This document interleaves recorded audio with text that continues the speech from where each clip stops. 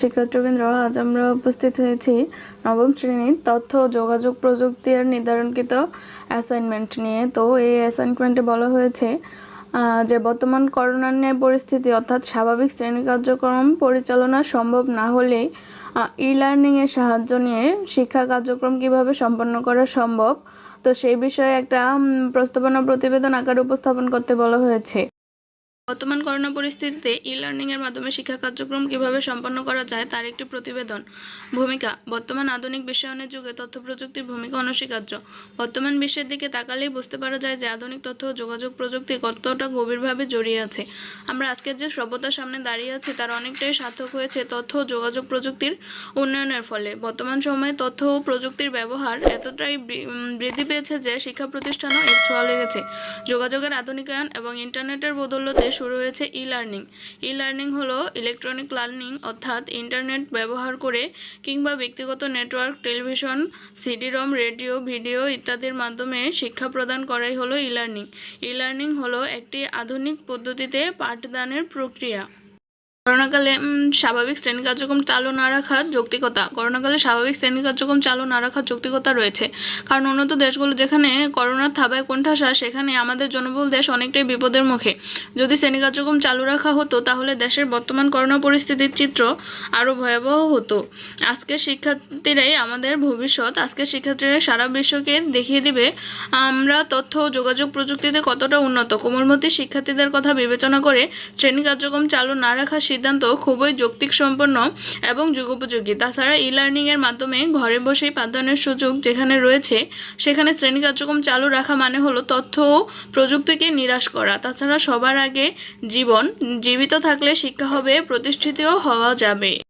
E learning এর ধারণা: e learning মূলত অনলাইন ভিত্তিক শিক্ষা। তথ্য ও যোগাযোগ প্রযুক্তির উৎকর্ষ সাধনের ফলে ই লার্নিং এর ধারণার উদ্ভব হয়েছে। ই লার্নিং এর ইতিহাস আমাদের জন্য একটি গুরুত্বপূর্ণ অধ্যায়। 1999 সালে ই লার্নিং শব্দটি প্রথমবারের মতো এলিয়ট মেসি ডিজনি ওয়ার্ল্ডে টেকল্যান্ড সম্মেলনের সময় উল্লেখ করেছিলেন। এরপরও ওহিও টেস্ট বিশ্ববিদ্যালয়ের অধ্যাপক সিডনি প্রেসি প্রথমবারের মতো বৈদ্যুতিক লার্নিং মেশিন তৈরি করেন। কিন্তু তারও আগে 1728 সালে কালেব ফিলিপস ইমেইলের মাধ্যমে দূরবর্তী লার্নিং কোর্স চালু করেছিলেন। এরপর ধীরে ধীরে প্রতিষ্ঠা হলো অনেক অনলাইন ভিত্তিক স্কুল, কলেজ, বিশ্ববিদ্যালয়। বাংলাদেশও পিছিয়ে নেই। বর্তমানে অনলাইন পাঠদানের পাশাপাশি সরকার ভিত্তিক যাবতীয় তথ্য সংশ্লিষ্ট ওয়েবসাইটের মাধ্যমে প্রকাশ করা হচ্ছে। ই লার্নিং এর সুবিধাসমূহ: বর্তমান প্রযুক্তির বদৌলতে প্রতিটি ক্ষেত্রেই তথ্য ও যোগাযোগ ব্যবহার বৃদ্ধি পাচ্ছে।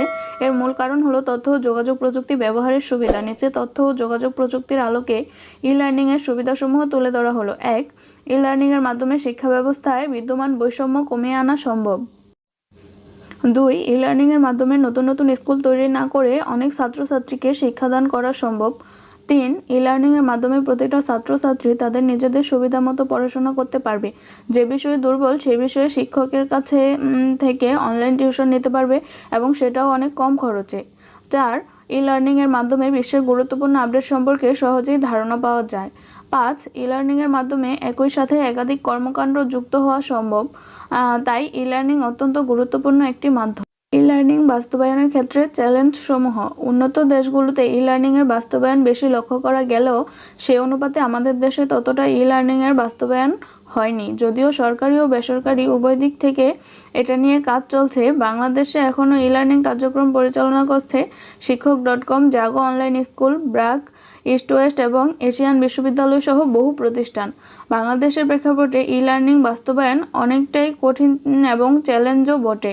কারণ 1. ইন্টারনেট ব্যবহারের সুযোগ সর্বস্তরে নিশ্চিত করা অনেকটা কঠিন। প্রযুক্তির ছোঁয়া সবখানে লাগলেও ইন্টারনেট ব্যবহারের সুযোগ সবার হাতে এসে পৌঁছায়নি। তাই সবার আগে সর্বস্তরে ইন্টারনেট ব্যবহার সুযোগ নিশ্চিত করতে হবে। 2. ইন্টারনেট ব্যবহারের সহজলভ্যতা নিশ্চিত করা। যেখানে বিশ্বে ইন্টারনেটের ব্যবহারের ব্যয় তুলনামূলকভাবে কম এবং ফ্রি ইন্টারনেট ব্যবহারের সুযোগ রয়েছে সেখানে আমাদের দেশের ব্যয় অনেকটাই বেশি। 3. অনলাইন ভিত্তিক শিক্ষা প্রতিষ্ঠানগুলোকে আধুনিকায়ন করা সব ক্ষেত্রে সম্ভবপর নাও হতে পারে, কারণ এর জন্য প্রয়োজন অবকাঠামোগত উন্নয়ন। ই-লার্নিং এর মাধ্যমে কাঙ্ক্ষিত দক্ষতা অর্জন। আধুনিক প্রযুক্তি যে শুধু জীবনযাত্রার মানকেই উন্নত করেছে তা কিন্তু নয়, সেই সাথে মানুষের দক্ষতাকেও উন্নত করেছে। যেমন ই-লার্নিং এর মাধ্যমে যে কেউ খুব কম সময়ে তথ্য ও প্রযুক্তি ব্যবহারে দক্ষতা অর্জন করতে পারে। 2, খ্যাতনামা বিশ্ববিদ্যালয়ের ভার্চুয়াল ক্লাসে অংশ নিয়ে নিজের পছন্দের বিষয়ের উপর দক্ষতা অর্জন করা যায়। 3, নিজের সীমিত জ্ঞানের পরিধিকে ই-লার্নিং এর মাধ্যমে আরও বিস্তৃত করা যায়। 4, একজন শিক্ষার্থী প্রাতিষ্ঠানিক জ্ঞান লাভের পাশাপাশি অন্যান্য বিষয়ে জ্ঞান লাভ করে নিজেদের আরও দক্ষ করে তুলতে পারে। স্বাভাবিক সময়ে শিক্ষায় সহায়তা হিসেবে ই-লার্নিং এর সম্ভাবনা। বর্তমান করোনা পরিস্থিতিতে শিক্ষা সহায়তায় ই-লার্নিং এর প্রয়োজনীয়তা বিশেষভাবে পরিলক্ষিত হলেও করোনা পরবর্তী সময়ে ই-লার্নিং আরও গুরুত্বপূর্ণ ভূমিকা রাখতে পারে, কারণ ইতোমধ্যে অনেক শিক্ষা প্রতিষ্ঠানে শিক্ষার্থীদেরকে ই-লার্নিং এর মাধ্যমে পাঠদান করা হচ্ছে। এতে করে একদিকে যেমন শিক্ষার্থীরা প্রযুক্তি ব্যবহারে দক্ষতা অর্জন করতে পারছে, অন্যদিকে তাদের পছন্দমতো শিক্ষকদের কাছ থেকে বিভিন্ন বিষয়ে জ্ঞান অর্জন করতে পারছে। শুধু গতানুগতিক জ্ঞান লাভের মাধ্যমে একজন শিক্ষার্থী পরিপূর্ণ শিক্ষিত হতে পারে না, তাই বইয়ের পাশাপাশি ই-লার্নিং এর মাধ্যমে শিক্ষার্থীরা একাধিক বিষয়ের সম্পর্কে জ্ঞান লাভ করতে পারে, যা তাদের উন্নত জীবন গঠনে সহায়ক ভূমিকা রাখতে পারে। তাছাড়া ই-লার্নিং এর কোনো শিক্ষার্থী কিছু না বুঝলে পরবর্তীতে সেই লেকচারটি পুনরায় দেখে নিতে পারে। তাই বলা যেতে পারে করোনা পরবর্তী সময়ে শিক্ষা সহায়তা ই-লার্নিং এর অনেক সম্ভাবনা রয়েছে। উপসংহার: শিক্ষার আলোকে সর্বত্র ছড়িয়ে দিতে প্রাতিষ্ঠানিক শিক্ষা প্রতিষ্ঠানে যেমন গুরুত্বপূর্ণ ভূমিকা রাখে, ঠিক সমপরিমাণ ভূমিকা রাখে ই-লার্নিং। যেখানে আধুনিক প্রযুক্তি সর্বস্তরে বিরাজ করছে, সেখানে শিক্ষাকে ডিজিটালাইজেশনে রূপান্তর করতে ই-লার্নিং এর আরও প্রসার বৃদ্ধি করা প্রয়োজন। ই-লার্নিং এর মাধ্যমে একজন ব্যক্তি নিজেকে বিভিন্ন বিষয়ে দক্ষ করে গড়ে তুলতে পারে। তাছাড়া ই-লার্নিং এর মাধ্যমে যে কেউ চাইলে সেই দক্ষতা কাজে লাগিয়ে যেমন অর্থ উপার্জন করতে পারে, ঠিক তেমনি বিদেশ থেকে উচ্চতর ডিগ্রি অর্জন করতে পারে। তাই ই-লার্নিংকে গুরুত্ব দিয়ে আমাদের দেশের তথ্য ও যোগাযোগ প্রযুক্তিকে আরও উন্নত করা প্রয়োজন।